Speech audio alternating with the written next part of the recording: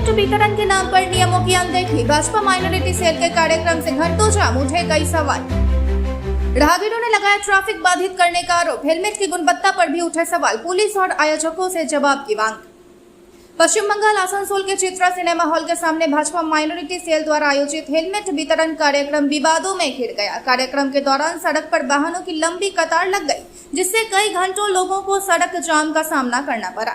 स्थानीय लोगों का आरोप है कि ट्रैफिक नियमों की अनदेखी करते हुए सड़क पर ही वितरण कार्यक्रम चलाया गया।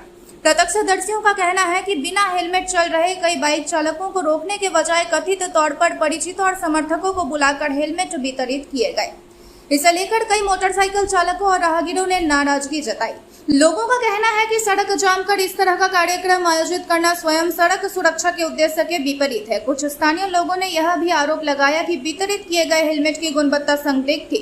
उनका दावा है कि बाजार में बिकने वाले कथित डुप्लीकेट हेलमेट जैसी सामग्री वितरित की गई। हालांकि इस संबंध में किसी सक्षम प्राधिकरण की आधिकारिक जांच या पुष्टि सामने नहीं आई है। घटना के बाद हीरापुर ट्रैफिक गार्ड के प्रभारी अमीरुल रहमान खान तथा कार्यक्रम में मौजूद आसनसोल उत्तर के भाजपा विधायक कृष्णेंदु मुखर्जी की भूमिका को लेकर भी सवाल उठाए जा रहे हैं। फिलहाल इस मामले में आयोजकों या पुलिस की ओर से कोई आधिकारिक प्रतिक्रिया सामने नहीं आई है। এখানে পৌঁছাবার জন্য আজকে এইরকম একটা পরিকল্পনা যে নিয়েছেন আমাদের ছোট বোন, তার জন্য তাকে ধন্যবাদ জানাই। দেখুন, প্রাণ মানুষের একটা, আমরা সবাই হেলমেট ব্যবহার করি, গাড়ির পাশে ঝুলিয়ে রাখি। হেলমেটটা রয়েছে গাড়িতে, গাড়িতে পড়ি না, মাথায় লাগাই না। আরে প্রাণটা তো আপনার নিজের, প্রাণটা চলে গেলে মায়ের কোল খালি হবে, আপনার বিধবা পত্নী বিধবা হবে, আপনার বাচ্চারা গুরুজন যারা রয়েছেন, আপনি যাদের আপনার মা বাবার ক্ষতি হবে, আপনার বাচ্চারা কান্নাকাটি করবে, আর কারোর কিছু যাবে না। তো নিজের প্রাণটা যাতে অঘরে চলে না যায় তার জন্য হেলমেট পরা। প্রচুর ফোন আসে আমার কাছে, আমাকে পুলিশ ধরেছে দাদা কি জন্য, আমার হেলমেট নেই। আমি না, কোনো ফোন নেই, হেলমেট আমি আবার ফোনটা দিন, ফোনটা দেয় যে অফিসার থাকে, আমি ওকে ফাইন করুন, এখনই ছাড়বেন তো নাই, ফাইন করুন। এবং আমি সমস্ত নেতৃত্বকে বলছি, হেলমেট ছাড়া কেউ যদি রাস্তায় চলে, কোনো ফোন যদি আসে, কোনো রকম এন্টারটেইন করবেন না। আপনি এখানে ওসি সাহেব বসে রয়েছেন, আপনাকেও আমি বলছি, যদি হেলমেট ছাড়া কেউ হয়, ভারতীয় জনতা পার্টির নাম করতে পারে, নেতা হতে পারে, যে হবে, কোনো রকম তাকে রেয়াত করবেন না। আপনি সঙ্গে সঙ্গে চালান কাটবেন, ফাইন করে দেবেন। আমি প্রশাসনিক কর্তা, আমি জনপ্রতিনিধি হিসেবে এটা আপনাকে বললাম, আপনারা এটা ইমপ্লিমেন্ট করবেন। আর কেউ ফোন করবেন না, আইন পালন করুন, গাড়ির যে আছে নিয়ম কানুন সব মেলে চলুন। কই কলকাতাতে তো বিনা হেলমেটে চলেন না, তাহলে আসানসোলে কেন চলবেন? ওখানে মানুষ অভ্যস্ত হয়ে গেছে আর কি, তো এখানে অভ্যাস করতে হবে আমাদের। আরে প্রাণটা তো আপনার, তাহলে হেলমেট পরুন, হেলমেট পরার অভ্যাস করুন। আমরা এটা প্রতীকী যে অনুষ্ঠান হচ্ছে হেলমেট দেওয়ার, তার মানে তার মাধ্যমে আমরা বোঝাতে চাইছি যে আপনারা সবাই হেলমেট পরে বাইকের সওয়ারি করুন।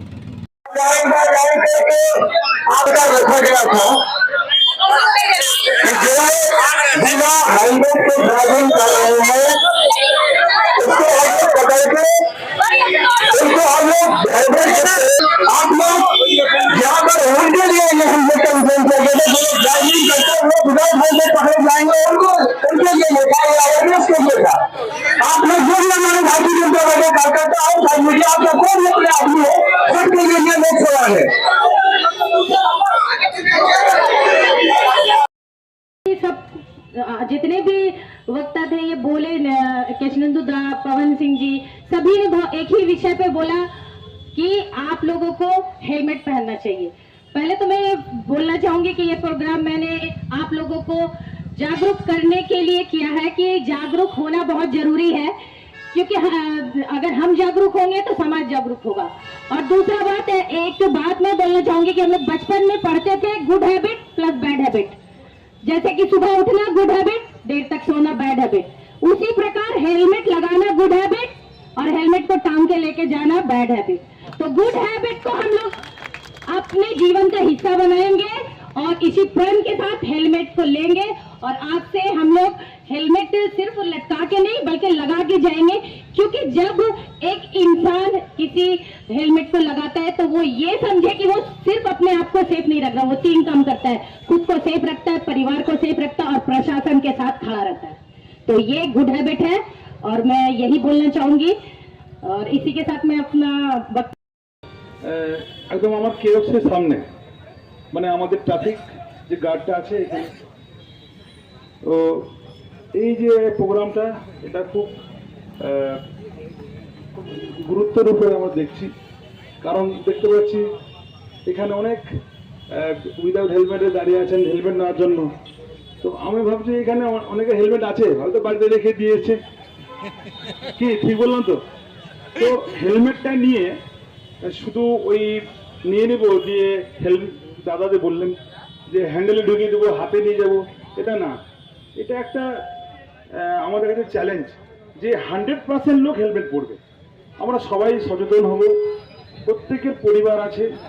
আমরা সকাল থেকে রাত পর্যন্ত যে এই যে একটা চেকিংয়ের মাধ্যমে মানে একটা ফাইনের মাধ্যমে থাকি, যে কোনো জায়গাতে আমরা প্রসিকিউশন করি। অনেকের ভিতরে রাগ হয়, হ্যাঁ কেন করলেন, কিন্তু একটা ফাইন নেওয়াটা বড় কথা না। বড় কথা হচ্ছে যে ওনাকে মনে করে দেওয়া যে আপনি হেলমেটটা পরুন। আপনার সঙ্গে যে থাকবেন পিলন রাইডার, যে পিছনে থাকবেন উনিও পরবেন, এমন কেউ না যে রাইডার সে পড়বে আর সে পড়বে না।